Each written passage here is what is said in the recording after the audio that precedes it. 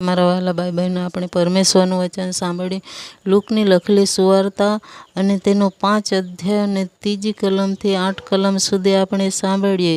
તે હોડીઓમાંની એક સિમોનની હતી. તેના પર તે ચડ્યો ને તેણે કાંઠાથી થોડે દૂર હંકારવાનું કહ્યું. તેણે તેમાં બેસીને લોકોને બોધ કર્યો. બોધ કરી રહ્યા પછી તેણે સિમોનને કહ્યું કે ઊંડા પાણીમાં હંકારીને માછલા પકડવા સારું તમારી જાળો નાખો. સિમોને તેને ઉત્તર આપ્યો કે સ્વામી, અમે આખી રાત મહેનત કરી પણ કશું પકડાયું નહીં. તો પણ તારા કહ્યાથી હું જાળો નાખીશ.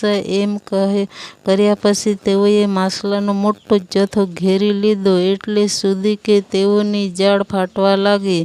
તેઓના ભાગ્યા બીજા હોડીમાં હતા. તેઓએ ઈશારો કર્યો કે તેઓ આવીને તેઓને સહાય કરે. તેઓએ આવીને બંને હોડીઓને એવી ભરી કે તેઓ ડૂબવા લાગી. તે જોઈને સિમોન પિત્તરે યેસુના પગ આગળ પડીને કહ્યું કે ઓ પ્રભુ, મારી પાસેથી જા, કારણ કે હું પાપી માણસ છું.